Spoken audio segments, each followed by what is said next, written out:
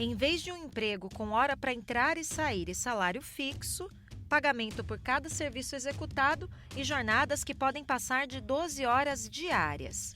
No lugar da carteira assinada, contratos do tipo pessoa jurídica e a ideia de ser empresário de si mesmo.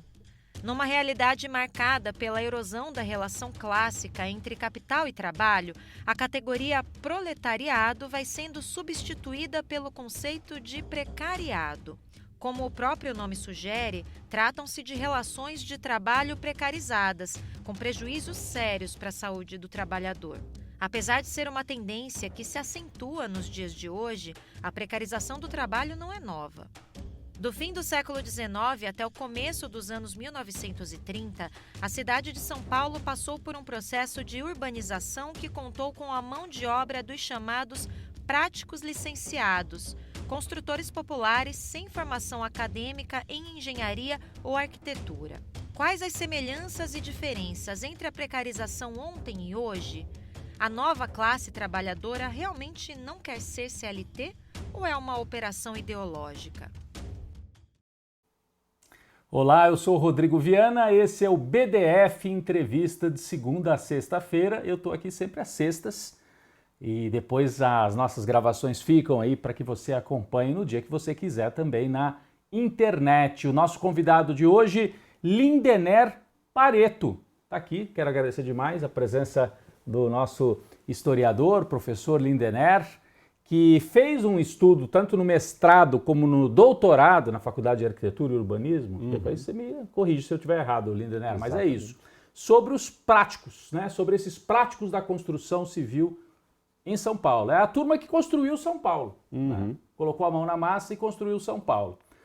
Eu vou até depois perguntar para ele se dá para traçar esse paralelo entre o que a gente chama hoje de precarização e esse passado, lá do começo do século XX, que é uma outra história, um outro período, mas também com uma turma que não era totalmente formalizada, né? Não tinha aquele saber formal. Vamos falar sobre esse tema, né? A nova classe trabalhadora que não quer ter direito trabalhista? Não quer ou não pode?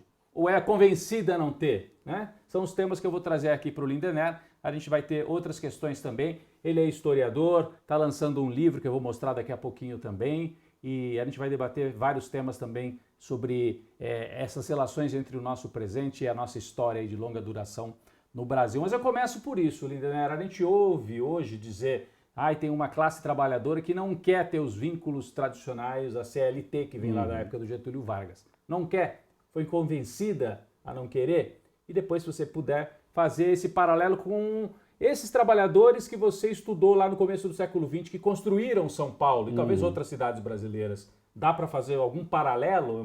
São épocas tão diferentes. Obrigado pela sua presença. Eu que te agradeço aqui profundamente pela generosidade, pelo convite, a todo mundo, o público aqui do Brasil de Fato. E acho que uma das coisas que nos salvam no mundo precarizado do trabalho, do mundo contemporâneo, é exatamente a generosidade entre os colegas de trabalho, né? Porque digamos que as coisas não estão boas para ninguém nesse mundo do mercado de trabalho contemporâneo.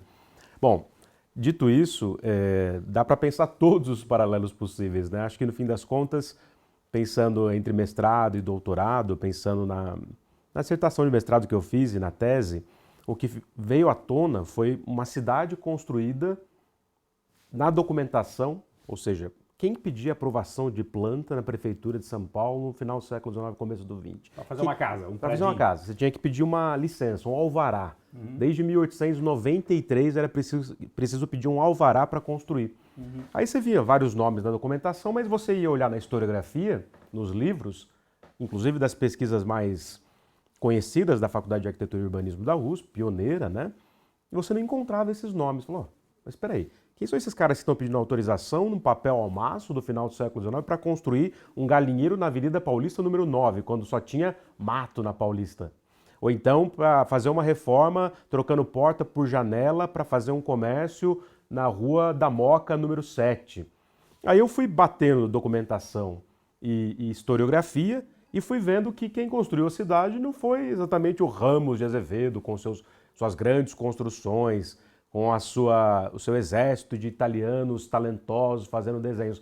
Era uma massa supostamente anônima de trabalhadores da construção civil que atuavam num período onde não era obrigatório ter diploma. Então não eram arquitetos formados, não eram engenheiros formados, eram práticos, chamados, né?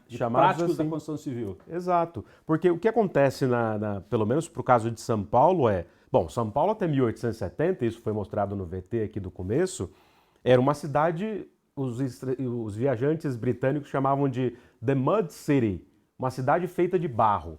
Então aquela suntuosidade que todo mundo viu aqui, daqueles prédios todos ali no Vale do Anhangabaú, foi uma coisa feita em menos de 30 anos, entre 1890 e 1925. Porque antes era aquela construção de pau taipa de pilão. Taipa, aliás, né? Taipa de pilão. Taipa de pilão. Depois, ali, a partir da década de 1890, já com bastante imigração, inclusive italiana, mas não só, os primeiros grandes empreiteiros do século XIX em São Paulo, além da população negra escravizada, eram os empreiteiros alemães. Havia uma São Paulo alemã, de mestres de obras alemães.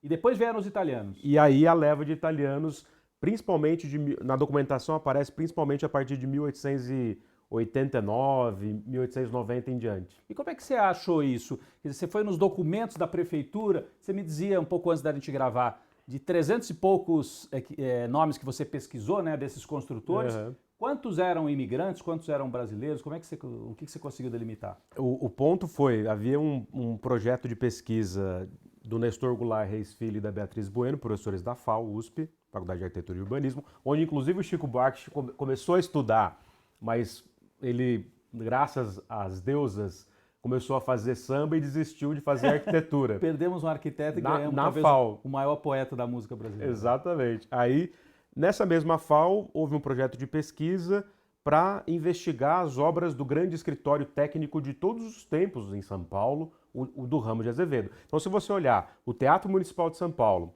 vários prédios que estão ali no entorno, Correios e Telégrafos, várias mansões na Paulista e Higienópolis, escritório técnico Ramos de Azevedo. O Pacaembu é do escritório técnico Ramos de Azevedo. Então, a cidade, havia um mito de que São Paulo era a cidade do Ramos de Azevedo e seu escritório. Uhum. Aí, na documentação, eu fui vendo que não era só o Ramos. Era um exército de pessoas, inclusive nacionais, afrodescendentes, mas muitos italianos, que tinham suas próprias firminhas de empreiteiros e se autodenominavam, aí vem os práticos, se autodenominavam empreiteiro, construtor, projetista construtor, arquiteto. Eu falei, peraí, então o que esses documentos indicam? Isso no Arquivo Histórico Municipal de São Paulo, porque toda a documentação da Diretoria de Obras da Prefeitura de São Paulo, ela foi para esse Arquivo Histórico Municipal que fica ali no Bom Retiro, do lado da FATEC. Onde tinha ali, inclusive, o próprio prédio onde está o Arquivo Histórico Municipal é um prédio feito pelo escritório técnico Ramos de Azevedo. E onde moravam muitos operários italianos que vieram na imigração. Né? Isso, que o João Bananeri fala, né, desse italiano macarrônico do Buon Retiro. Buon Retiro. Né? Aí ali, pegando esses documentos, eu fui vendo, peraí, o Ramos assina uma ou outra planta, um ou outro pedido com aquela letra dele indefectível, mas a maioria dos pedidos para construir eram de pessoas desconhecidas. Aí, batendo o documento, cruzando com o livro de registro de construtor, pum, saltam aos olhos mais de 400 profissionais, 400. Mais da metade italianos, que produziam essa cidade. Projetavam e construíam, só que eram chamados pela historiografia tradicional da FAO, tantas vezes elitista, de menores. Mas eles conduziram a urbe. Essa cidade das platibandas, do recuo lateral, dos portões decorados, da data que tem em cima. Das casinhas. Das casinhas. E de alguns prédios também. E palacetes. Vários palacetes foram assinados por eles. Não eram só construtores menores ou de gente mais pobre e operária. Não. Eles construíam na Avenida Angélica, construíam em parte de Higienópolis, Consolação. Todos os bairros centrais foram feitos por esses construtores não diplomados. Que não tinham diploma, mas tinham conhecimento. Eles trouxeram esse conhecimento na viagem, nos navios, ou também adquiriram em parte com quem já estava por aqui, tinha técnicas construtivas que foram incorporadas nisso tudo. E depois te peço para entrar no segundo tema. Uhum. Não tem muito a ver, então, com essa precarização que nós estamos vendo agora do século XXI, mas daí te peço para você fazer esse paralelo. Então, bom, primeiro que acho que esse tema é fundamental. Da onde vem essa expertise desses construtores? Bom, uma parte da própria história da tradição da construção renascentista italiana que está ali no DNA dessas cidades italianas desde tempos imemoriais, desde o Império Romano, desde da coisa vitruviana, né? do arquiteto lá famoso da Roma Antiga. Então, tem ali nas cidades italianas todo esse imaginário dos trabalhadores da construção, que são ao mesmo tempo artesãos, né? Estuqueiros e tal, mas desenhistas. O Mino Carta, o glorioso Mino Carta, jornalista, fala desse mestre de obra que risca com a ponta do guarda-chuva a planta para construir uma casa no Bexiga. Isso é lindo, é poético, mas não é o fato concreto das fontes historiográficas e históricas dos arquivos. Eles sabiam riscar na areia, no chão, mas riscavam no papel riscavam também. No papel, profissionalmente. Desenhar. Por quê? Porque como não tinha as escolas ainda de engenharia e arquitetura de ensino superior em São Paulo, a Poli é de 1894, quem produzia a cidade? Ou os mestres de obras de origem africana, os afro, quem fez a antiga Sé foi o Tebas, negro, era um escravizado, o arquiteto. Quem fazia a cidade no período colonial? Escravizados de origem africana. Ou de origem indígena, em alguns casos. Ou de origem indígena. Aí no século XIX, com as ondas de imigração, aí vem os alemães, mestres de obras alemães, aí os italianos. E nisso trazem suas tradições construtivas, manuais, eles leem esses manuais, ou muitos italianos fazem o quê? Entram no Liceu de Artes e Ofícios e têm a sua formação ali, digamos, técnica, que a gente chamaria hoje de ensino médio. Daí vem a tradição e a estética e o profissionalismo deles. Então eles não são mestres de obra sem cuidado, menores, eles são a grande mão de obra da cidade. Olha que interessante. Então eu te peço agora para fazer um paralelo. Nós estamos falando muito agora, já nesse século XXI, já avançando aí para quase 2030, daqui a pouco a gente chega em 2030, né? 3 décadas do século XXI. Mas se fala muito nisso, não só no Brasil, no mundo inteiro. Há uma classe trabalhadora precarizada, não é mais o proletariado, é o precariado.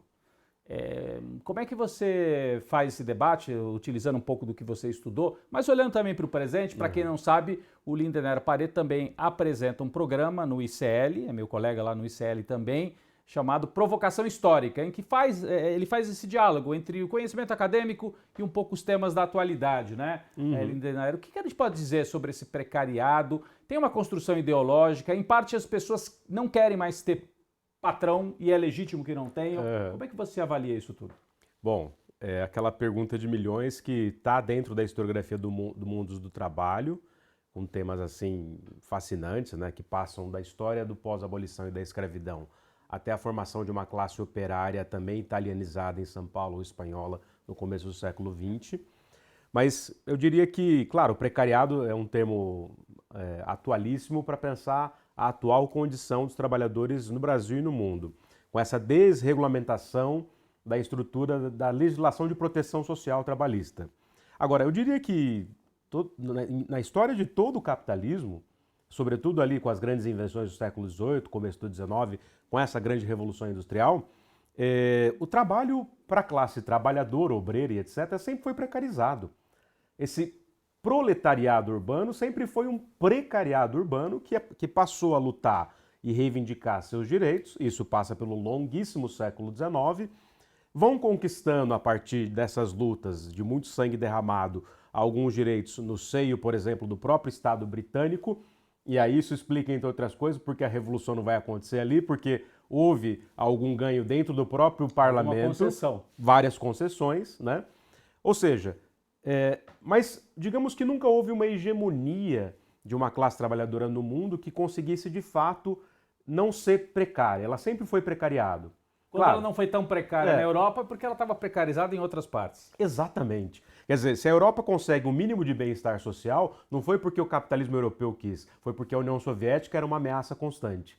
Então é uma conquista não dessa Europa civilizadinha bourgeois, mas o medo do fantasma do comunismo soviético garante uma proteção decente para eles, que estão perdendo agora. Que era a frase do Antônio Cândido, né? Genial, que ele fala o que o capitalismo tem, que a gente acha que é o rosto humano do capitalismo, é o medo do socialismo, exatamente, né? Era o medo da União Soviética. Quando acaba a União Soviética, vem uma desregulamentação total, né? Brutal. Aí vem aquela história do fim da história do Fukuyama, que você conhece bem como historiador também, que é o que é o fim da história quando cai o Muro de Berlim?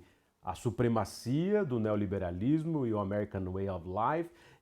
Essa democracia liberal representativa é o único fim possível para a humanidade. Isso é o fim da história, acabou, a gente venceu. Só que isso era uma falácia, ou seja, era a grande oportunidade, no mínimo desde o século XIX, de uma efetiva rapa em qualquer possibilidade de garantia de direito da classe trabalhadora. E aí vão tirando direito das classes trabalhadoras, também na Europa, onde ela havia conquistado, na Itália, na Alemanha, na França. E aí a gente percebe isso também aqui no Brasil. Mas chega a espantar alguns de nós, né, que vemos tudo isso como uma conquista, 13º, férias, jornada de trabalho regulamentada, etc, etc. Tudo isso foi conquistado, né? Direito para as mulheres, licença maternidade. Vê que uma parte dessa classe trabalhadora no Brasil diz: eu não quero regulação. Como é que se explica isso, Lindenberg? Olha, eu diria que não só é uma derrota brutal da nossa organização social de reivindicação trabalhista, mas eu acho que de uma propaganda constante neoliberal desde a queda do Muro de Berlim. Em outras palavras, junto com a indústria cultural, junto com essa supremacia impressionante do neoliberalismo desde o fim da União Soviética, as pessoas foram absolutamente convencidas de que elas podem serem empreendedoras de si mesmas, de que elas não podem ficar presas à carteira de trabalho, a um vínculo específico com a empresa tal. E elas acreditam que isso é o quê? Uma escolha delas, mas a gente sabe historicamente que a gente não faz a história sozinho, que a gente não escolhe o que a gente quer, que a gente é instado a escolher diante de estruturas mais poderosas. Ou seja, é puro suco neoliberal que comeu o cérebro das pessoas, tudo é empreendedorismo. A própria esquerda dita progressista aposta todas as fichas nesse empreendedorismo, mas se você for ver, ao fim e ao cabo, em toda e qualquer instituição desse mundo e desse Brasil, a gestão é neoliberal. O resto é balela. Ou seja, todo mundo está acreditando que a partir de um empreendedorismo, mesmo que dito social, a gente vai conseguir vencer um mercado unificado sob um único Deus, o Deus do capital. Ou seja, não é porque as pessoas de fato estão escolhendo, é que elas foram instadas e acreditaram de que elas podem empreender por si mesmas. É impressionante. Eu me lembro sempre que o Fernando Henrique Cardoso, quando foi eleito presidente lá na primeira vez, estamos falando de 1994, né? Já faz tempo. Lembra da mãozinha? Ele fazia assim, educação, saúde. Eu lembro dele fazendo propaganda para a presidência. Eu lembro dessa propaganda e eu lembro que quando ele ganha a eleição, ele faz um discurso dizendo que o objetivo ali era enterrar a Era Vargas. Nossa. Enterrar a Era Vargas. Era privatizar, era tirar direitos e ali estava na esteira do fim da União Soviética. Era o neoliberalismo triunfante. E vamos dizer a verdade, não consegue enterrar totalmente, ele enterra pela metade. E o Brasil é dos países que consegue ainda preservar uma certa estrutura do Estado Nacional, que está aí até hoje. Tá aí até hoje. BNDES, Banco do Brasil, Caixa Econômica, alguns direitos trabalhistas, que ficam aí como uma espécie de um contraponto. Olha, vocês não querem regulação nenhuma, mas olha aqui a CLT. Será que não é boa mesmo? E uma parte da classe trabalhadora quer, outra parte não quer. Mas eu estou entrando nesse tema porque o Lindenberg acabou de lançar esse livro aqui. Né? Nós estamos gravando essa entrevista no comecinho de julho. Então é o livro Crônico e Anacrônico, escritos de um operário do tempo e do fim do mundo como a gente conhece. É o fim do mundo como a gente conheceu. Exatamente. Né? E o Lindenberg faz, como historiador de formação, faz várias reflexões aqui e também traz dados pessoais, conta histórias aqui, mistura, né, como bom cronista, porque são crônicas, né, escritas para o site do ICL, não é isso? Isso, elas nascem originalmente como crônicas para o portal do ICL Notícias, e aí o historiador metido a cronista, sem sabê-lo, como eu digo aí, mas que começa a escrever história, memória, coisas mais factuais, mas tem um bloco inteiro sobre trabalho e alucinação. Pois é. Né? Então, que é sobre o sofrimento do mundo do trabalho. Sofrimento do mundo do trabalho. Então eu convido você a ler o livro do Lindenberg. São textos curtos, você pode ler até inclusive fora de ordem, se quiser. Exato, não tem pré-requisito. São fragmentos, né? E reflexões aqui fragmentadas, mas que tem uma certa linha também, pelo que eu pude já. Eu li um pedaço do livro da editora Autonomia Literária. Então fica o convite aqui para quem puder ler. Mas tem um texto aqui chamado Vargas, Meu Avô e o Legislado sobre o Negociado. Sensacional, né? Porque quando acontece a reforma trabalhista ali no período Temer, depois Bolsonaro consolida, eles diziam que deveria imperar o negociado sobre o legislado. Ou seja, o trabalhador negocia, como se um cidadão pequenininho aqui, um trabalhador, tivesse capacidade de negociar com uma empresa gigante, com os patrões gigantes. E aí ele conta a história, o Lindenberg, do embate com o avô, né? Exatamente. O avô varguista, não é isso? É isso. E o Lindener desconfiado do Vargas, até porque o Vargas foi um ditador, Estado Novo, mas consolidou o Estado Nacional Brasileiro e inclusive a legislação trabalhista. Exato. Então traz uma reflexão muito legal sobre isso aqui, sobre isso que nós estamos falando, né? E o seu avô te dá uma bronca, né, quando você diz... Bronca. Você fala assim, o Vargas era um ditador mesmo, Isso.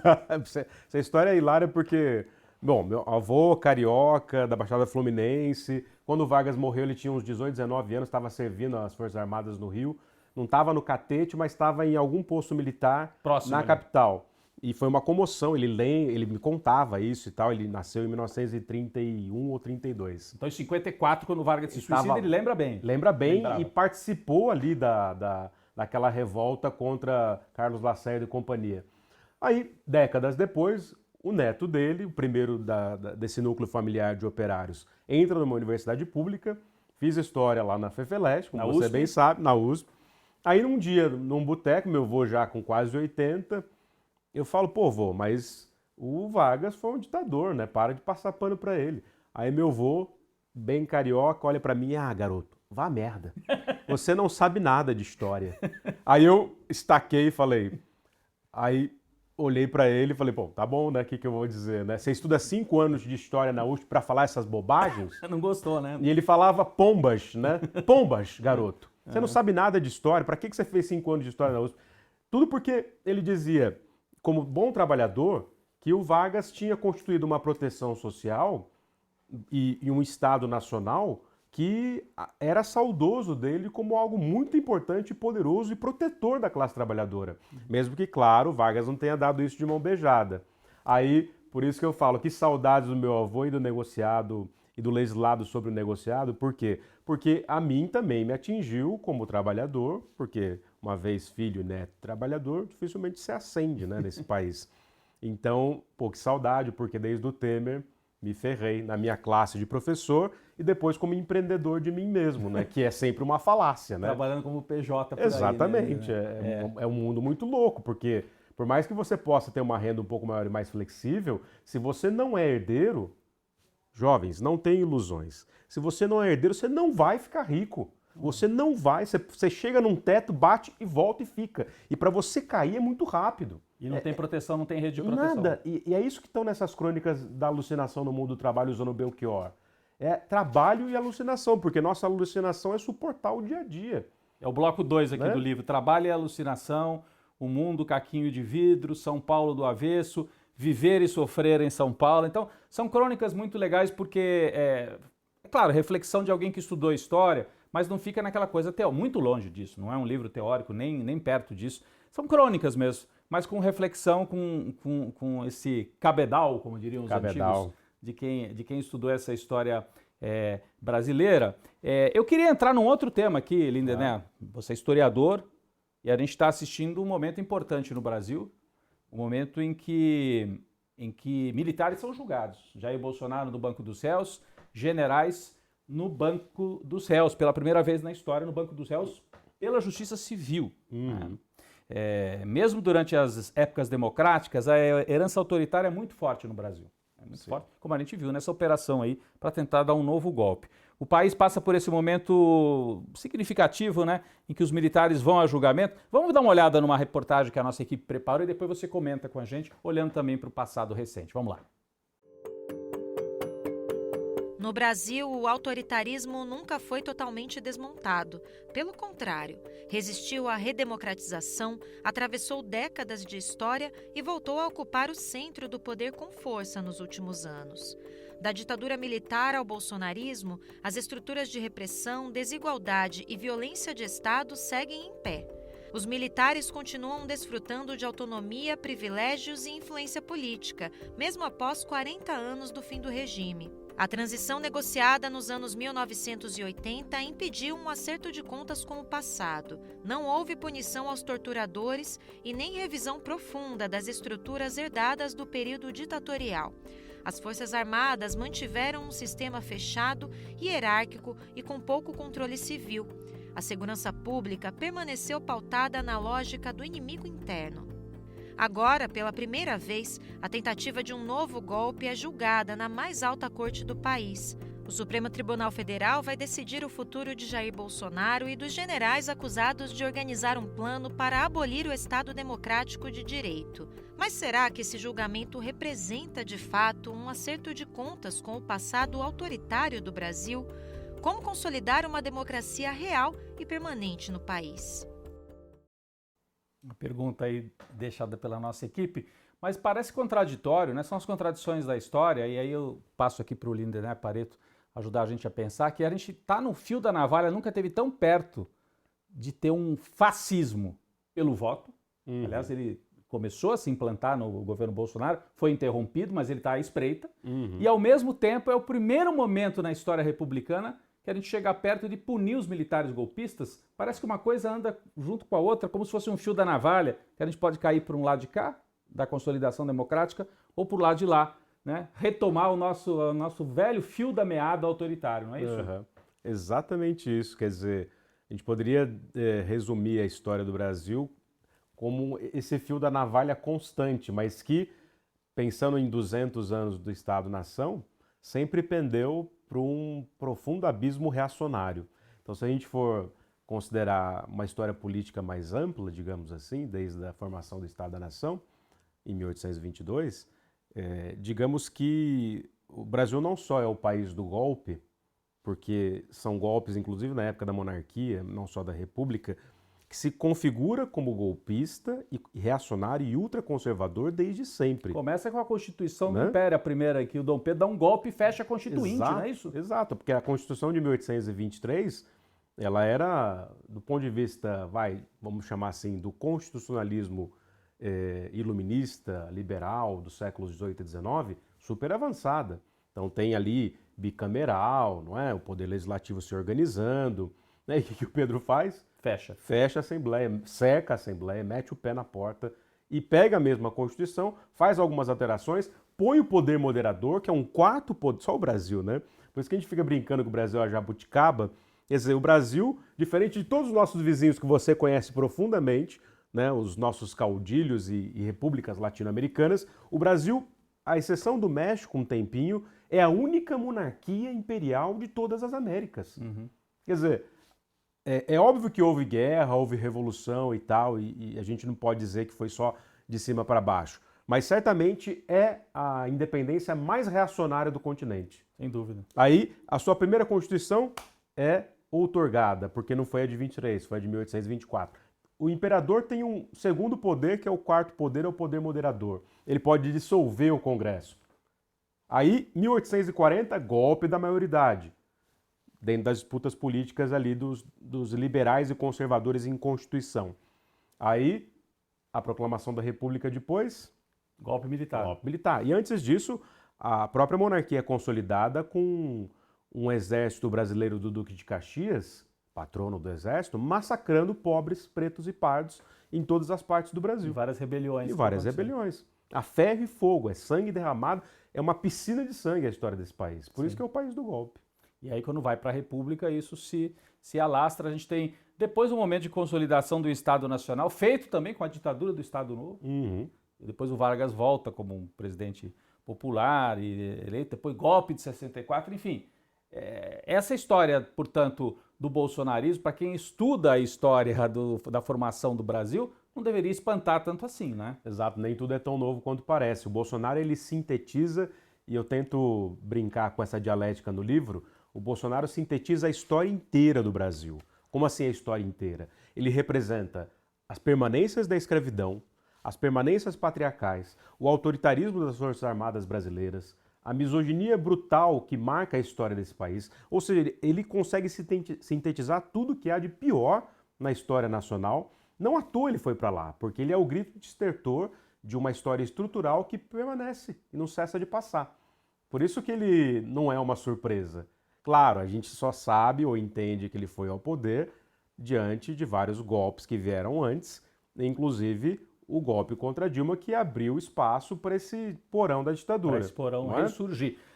Tem um outro texto interessante aqui do Lindenberg, estão falando com um historiador, em que ele faz reflexões sobre as datas nacionais. Chama-se 3 datas e uma única história autoritária. Tem tudo a ver com o que nós estamos falando aqui. Então ele fala sobre o 22 de abril, essa ideia do descobrimento, né?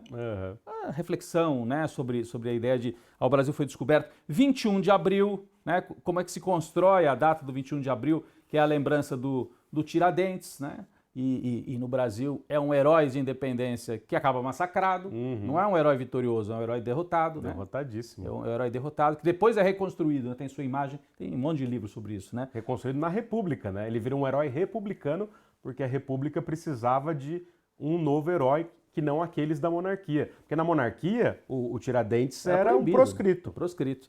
E o 19 de abril, também uma reflexão sobre a herança dos povos indígenas aqui no Brasil. E eu queria trazer, né, o Lindenberg falou rapidamente sobre o 7 de setembro, nós estamos gravando esse programa aqui, comecinho de julho.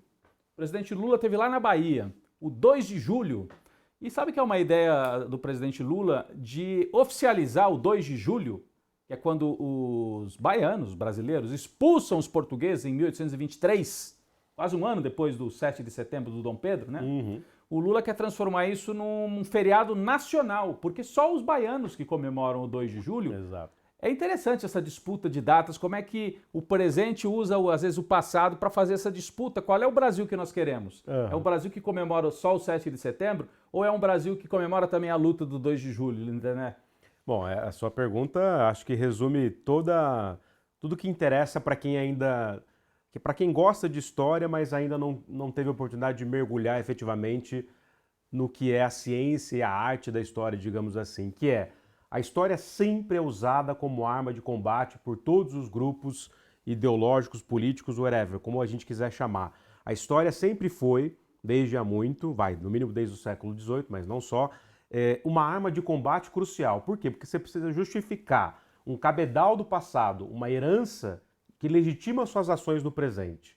Né? Aí, para entender, né, a questão da Bahia, o 2 de julho na Bahia, que é quase uma república à parte na história do Brasil, porque a Bahia sempre foi rebelde. A Bahia fez uma revolução em 1798 contra a coroa portuguesa. Foi uma das sedições mais populares, com participação de escravizados negros que foram depois enforcados.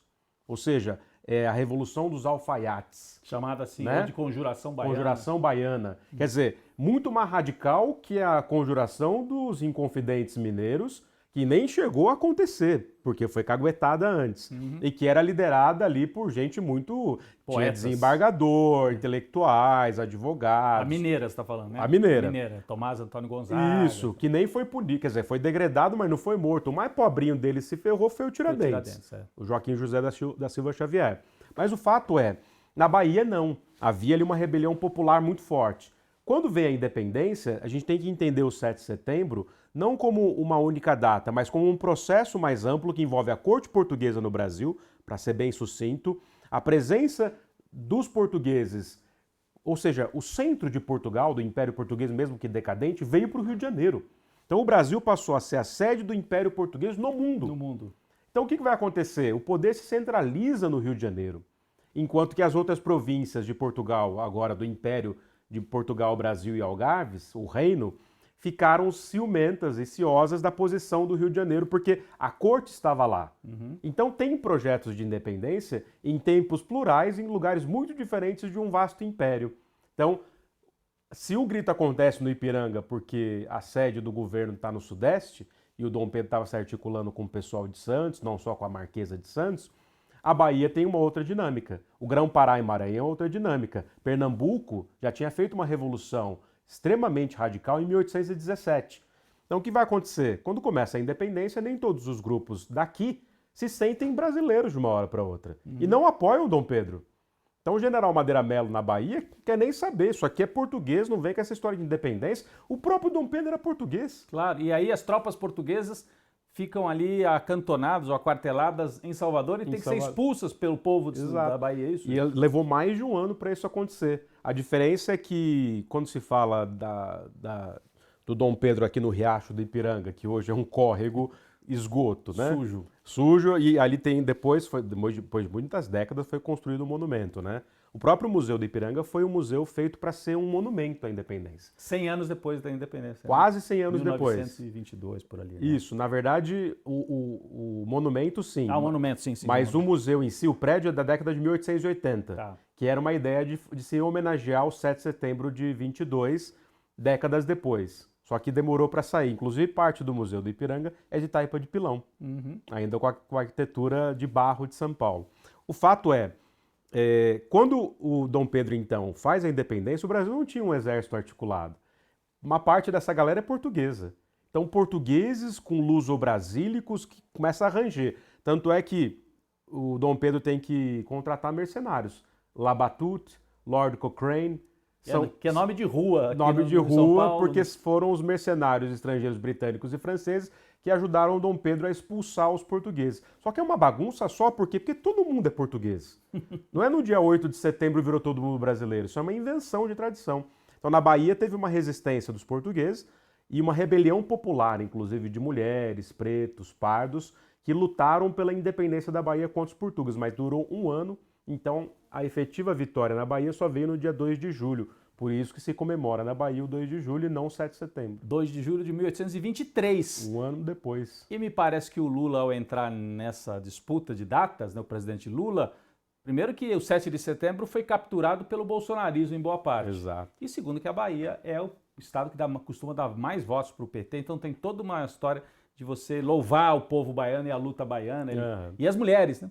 Porque o 2 de julho tem participação de várias mulheres, né? Joana Angélica, Maria Quitéria, Maria Filipa. Cada vez mais as fontes que são estudadas mostram que houve muito mais participação popular preta, parda, indígena e feminina do que a historiografia tradicional narrava. Olha só que interessante.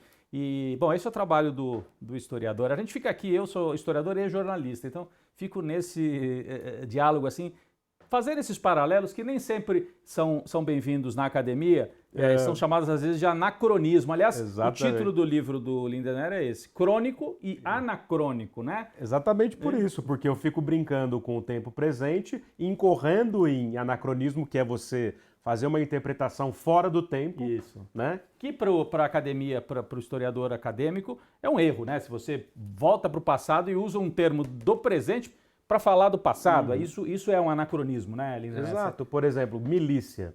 Quando eu falo milícia para você hoje, Rodrigo Viana, jornalista e historiador, você lembra do quê? Do crime organizado e tal. E do bolsonarismo e tal. Mas milícia no século XVIII tinha um outro significado. Não era o crime organizado. Era um grupo armado. Era um grupo armado que se juntava ali, dependendo das tropas, que se somavam às tropas, digamos, de Portugal. Então, miliciano, milícia tem significados completamente diferentes a depender do século. E não tinha um sentido pejorativo no passado. Não tinha. Então, é o risco de, às vezes, você projetar para o passado. A gente está falando muito do Brasil, eu quero aqui abrir um espaço para a gente falar. É também um paralelo histórico que muita gente faz e queria aproveitar a presença do Lindener. E aí é no mundo, porque não é o Brasil que está sofrendo com esse avanço da extrema-direita, é o mundo. A última vez que a gente viveu algo parecido, Lindener, parece ter sido lá nos anos 1920, 1930, com a construção de inimigo interno. Os Estados Unidos hoje transformaram o imigrante latino-americano principalmente em inimigo, os europeus transformaram também principalmente o imigrante árabe em inimigo. Isso nos anos 20 e 30 era o judeu, ou o comunista ali, mas mais o judeu. Na Alemanha nazista, também os socialistas, qualquer um que não estava do lado do nazismo, né? Então essa construção do inimigo comum, ali também a gente vivia um momento de crise profunda do capitalismo, crise de Primeira Guerra Mundial, crise de 29. Para onde que nós estamos indo? Tá certo? A gente tende, né, a fazer isso, tá olhando para um presente tumultuado e fala, nossa, parece tanto fascismo, nazifascismo, com outras características, claro, né?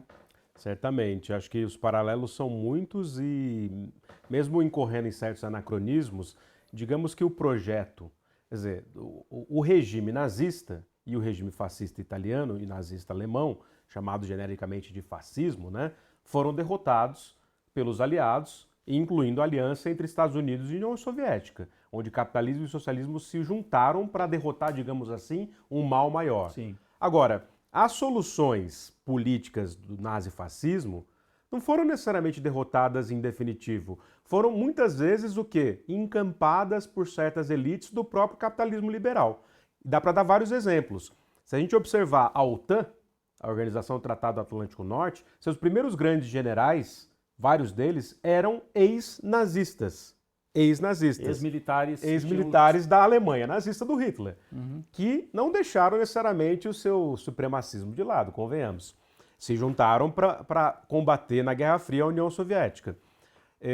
A NASA, seu primeiro diretor e outras figuras foram cientistas que vieram do mundo nazista. Esses caras não deixaram de ser nazi. Você conhece muito bem essa história.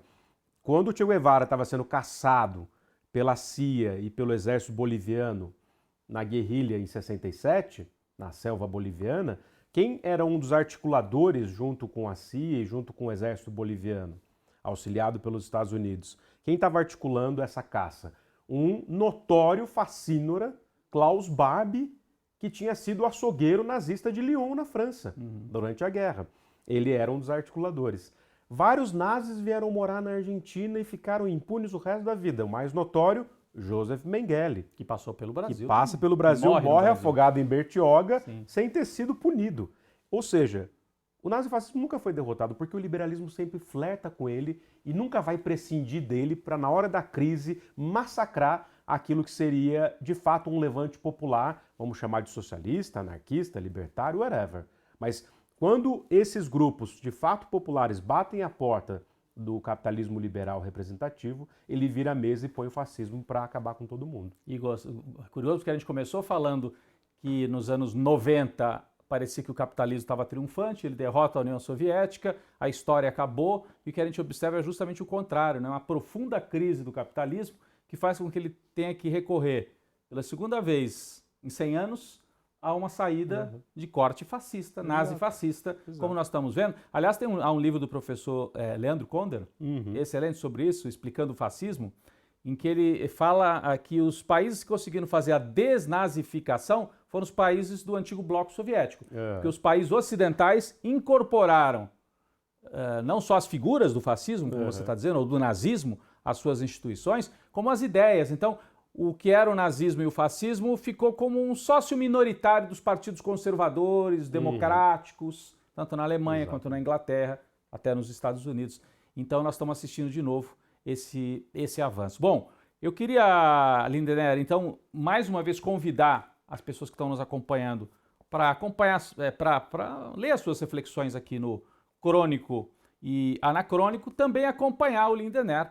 Ele sempre às quartas-feiras lá no Provocação Histórica no ICL, tem sempre um convidado, geralmente um professor, alguém da academia, mas que faz esse diálogo da pesquisa, né, com a reflexão do tempo presente. É a sua preocupação também como historiador, esse diálogo entre o passado e o presente, não é isso? É isso, e queria só aqui frisar, vocês estão vendo na mão do Rodrigo Viana, que é esse historiador jornalista que fica nos dois mundos e faz isso muito bem, o que é muito difícil. A capa é do Jean Willis. A capa do livro? Ele faz uma espécie de pastiche do Saturno do Goya devorando os filhos, só que ao invés de estar devorando o seu filho, o Saturno, que é Cronos, né, é o tempo, está devorando as notícias. Aí o prefácio é do Chico Sá, o pós-fácio da Elo Vilela, a orelhinha do Juca, e aqui arrematando em grandíssimo estilo, entrevistado pela primeira vez sobre o livro pelo Rodrigo Viana. Quer dizer, então eu sou um homem de sorte, apesar de toda a precarização do Brasil e do mundo. Não é verdade? É isso. A gente vai resistindo à precarização e mantendo essas ideias aqui em circulação. Obrigado, Lindener Pareto. A gente, de segunda a sexta, convida você a acompanhar o BDF Entrevista e também nas nossas redes. O programa fica disponível, ajude a espalhar estas ideias. Eu agradeço, semana que vem a gente está de volta.